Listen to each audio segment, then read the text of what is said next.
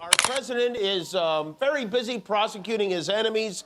His goon squad today indicted his own former national security advisor, John Bolton. He is just brazenly lying about the economy and grocery prices. But he did have a chat with Vlad Putin today, which we know because... I mean, he's an invasive species. For California. For the country, for the world. He's a wrecking ball, not just the symbolism and substance of the East Wing. He's wrecking alliances, truth, trust, tradition, institution. Trump thought he could waltz into 2025 untouched, precious. Jimmy Kimmel's loading punchlines like ammunition, while Gavin Newsom's head shakes are practically an Olympic sport. The tension's thick, the egos are leaking air, and somehow Trump's still insisting it's all strategic genius. What's coming isn't politics, it's pure spectacle. The stage is set for a meltdown of epic proportions, the kind you can't look away from. Grab your popcorn, folks. The show's about to go gloriously off the rails. Which we know because while he was on the phone with Putin, he posted, "I am speaking to President Putin now." The conversation is ongoing, a lengthy one, and I will report the contents, as will President Putin at its conclusion. Thank you for your attention to this matter.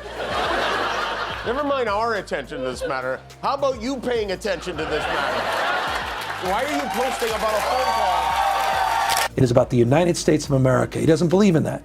He believes in the red states. He's going after, it's a war. He's a wartime president. He's the head of a war party.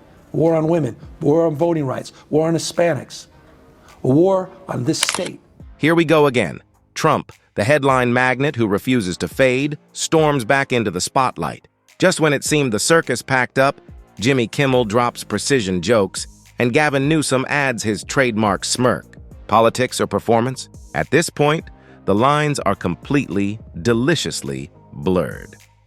Well, when he needs a good laugh, Putin schedules a phone call with Trump, and Putin is Bart Simpson and Trump is his Mo. Trump announced that he is going to meet with Putin in Budapest at a date to be determined because only he can end a war. I don't think any president's ever ended a war, frankly. One war, I did 8 of them, Maria, right? And but I don't know, did Bush ever end? Do you think Biden ended a war? Biden started wars because he was stupid.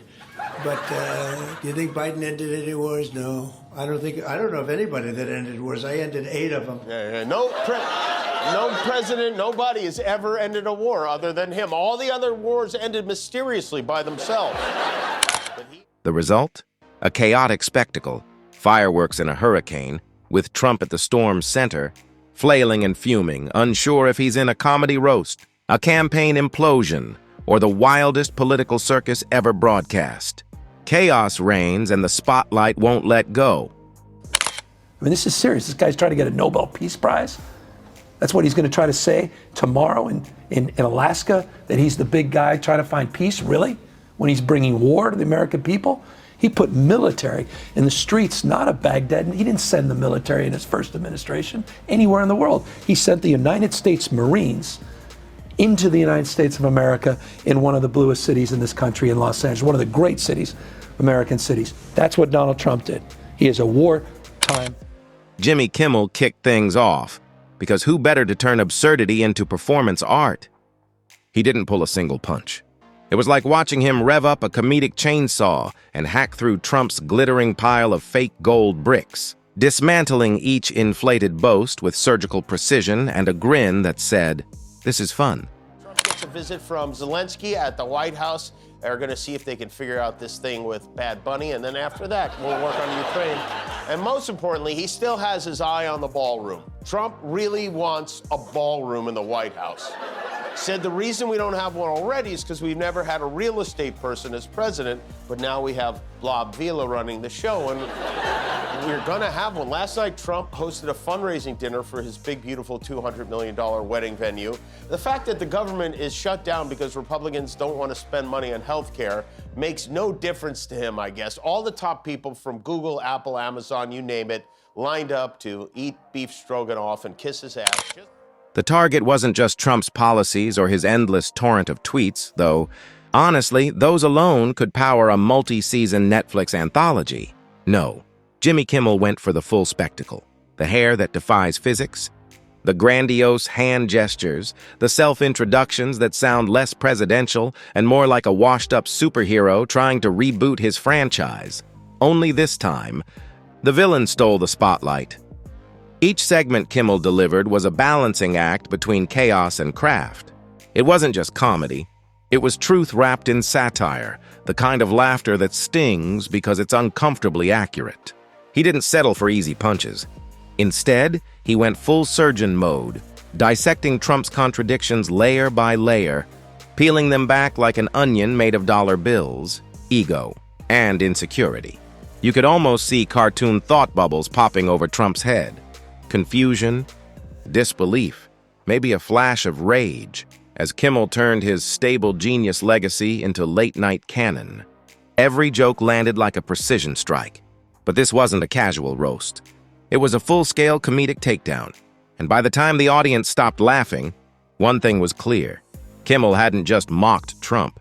He'd methodically unraveled him, exposing the absurd theater behind the man. Us to be snatched off the streets without a warrant, based only on suspicion or skin color, then none of us are safe. Authoritarian regimes begin by targeting people who are least able to defend themselves, but they do not stop there.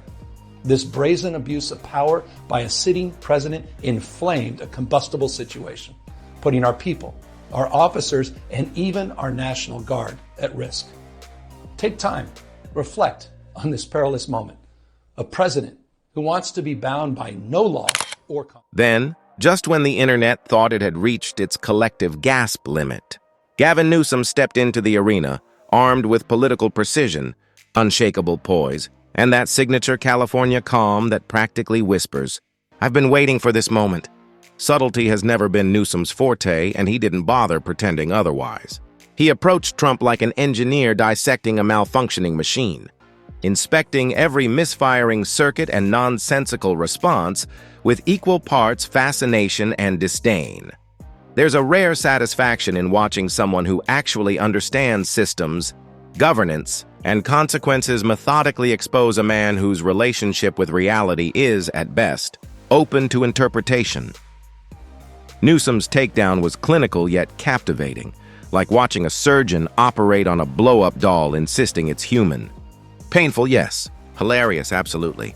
And impossible to look away from. Piece by piece, he stripped away the layers of bluster, contradiction, and self-made mythology until what remained was a swirling mass of ego and denial, a political identity crisis unfolding live.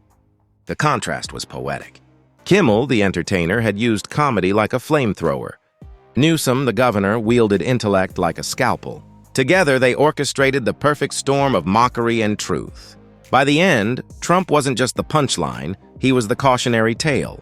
Center stage in his own unraveling, Donald Trump's inner circle is becoming increasingly fearful of the impact what he sees on Fox News is having on his decision-making. Trump officials became concerned when Trump asked if he could get a reverse mortgage on the White House in one of those Terry Bradshaw walk-in tubs.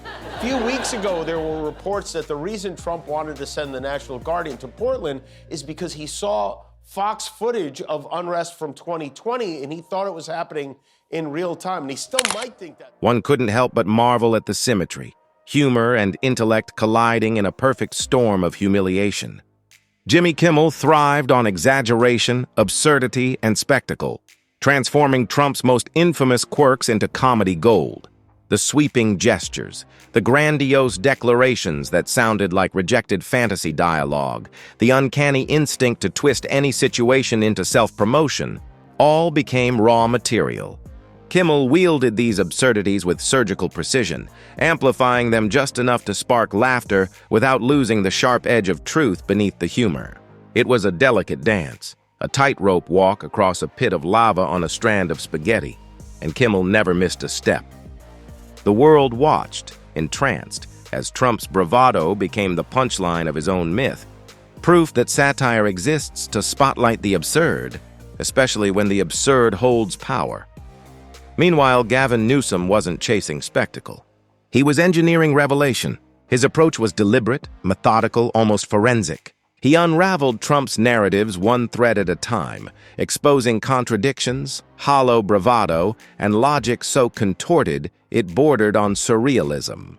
Watching him work was like watching a mechanic dismantle a glitter-covered engine made of chewing gum and wishful thinking, every move precise, every word designed to reveal just how hollow the machine truly was. His weakness masquerading as strength. He's increasingly acting deranged, unhinged. I mean, you saw that 39-minute curious exovate of just narcissism at another level, where people had to sort of stare at dear leader as he was dancing or zoning out. I mean, this is a profound and remarkable moment, and I think he's not meeting that moment. I think he's increasingly concerned about his own candidacy himself, and he's going back to these safe places. I think it was a seventh or eighth grader that called me new scum. Now it's a 78-year-old. Maybe you could describe him also. Newsom's approach was the kind that first makes your jaw drop in disbelief, then curl into a reluctant, almost admiring smile. It's rare to see authority wielded with such composure and precision in a world saturated with bluster and noise. The unspoken synergy between Jimmy's comedic chaos and Newsom's surgical scrutiny, though clearly unplanned, felt strangely poetic. Trump, of course, didn't handle it well. His reactions were pure, unfiltered Trump, defensive, confused, and performative to the point of parody, inadvertently stoking the very fire he was trying to smother. The result was a flawless feedback loop of absurdity, comedy and chaos amplifying each other in real time. The spectacle was mesmerizing, a reminder that sometimes the sharpest humor is simply truth presented without mercy. The best comedy doesn't need invention. It just needs a mirror. Beneath the laughter, though, there was intent. Kimmel's performance underscored why figures like Trump endure as both fascination and warning, living examples of what happens when ego eclipses accountability. Newsom, in turn, proved that scrutiny still matters, even against those who seem untouchable, immune to consequence or critique. And then there was Trump's reaction, half outrage, half bewilderment, an unscripted moment of vulnerability. For once, the man who built an empire on control found himself cornered by laughter, undone by his own performance. The governor of Oregon informed them there was no security threat in her state. He said, well, wait a minute, am I watching things on television that are different from what's happening? Yes, dum-dum, you are. You're on a 5-year delay from the rest of us. But, I mean, it's no joke. And Trump's inner circle knows just how dangerous the incessant misinformation from Fox News can be, because they all worked there 10 months ago. It is frightening to know that the President of the United States is being briefed on world events by the same source as everyone at the Dallas-Fort Worth Airport. Every tweet, every statement, every frantic attempt by Trump to reclaim control only magnified the absurdity. It was like watching someone try to put out a raging forest fire with a water pistol. Comically futile, especially when the flames were fueled by their own past actions. The real spectacle wasn't the attacks themselves, but his reactions, bewildered, defensive, and increasingly unhinged. The audience couldn't look away. The internet detonated with fascination. Clips of Jimmy Kimmel's sharpest moments spread across every platform, while Gavin Newsom's calm, calculated takedowns were dissected and praised like masterclasses in political precision. Memes multiplied overnight, encapsulating the madness, humor, and theatrical implosion of it all.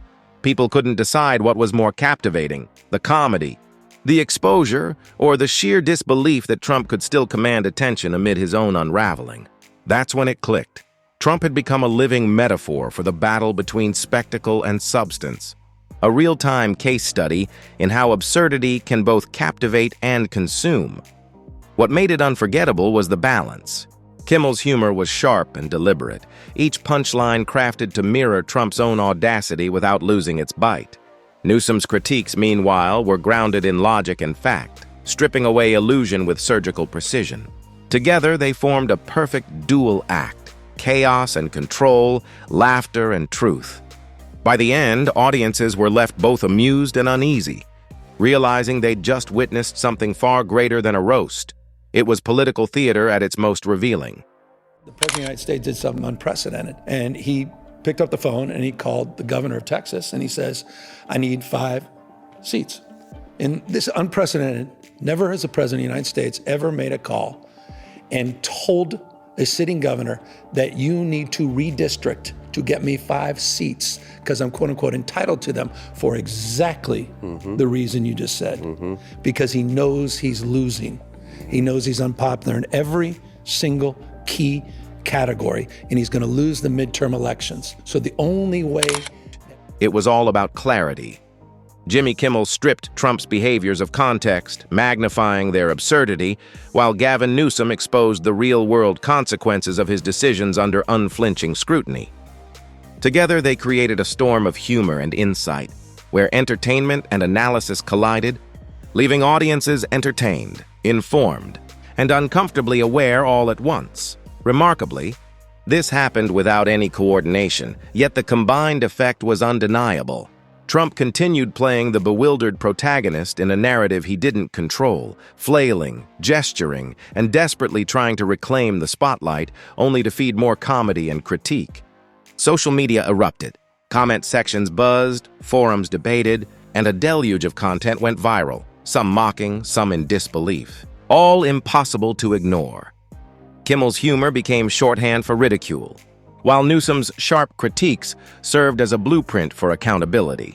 The dual assault evolved into cultural currency, endlessly shared and remixed, turning Trump into both a spectacle and a cautionary tale, a real-time illustration of how absurdity and reality collide, and why the intersection of comedy and scrutiny can be so irresistibly powerful.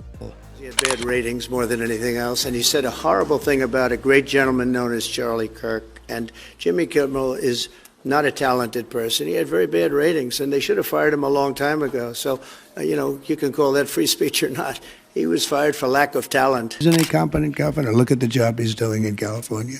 He's destroying one of our great states. And if I didn't get involved, if we didn't bring the guard in, and we would bring more in if we needed it, because we have to make sure there's going to be law and order. I think his primary crime is running for governor because he's done such a bad job.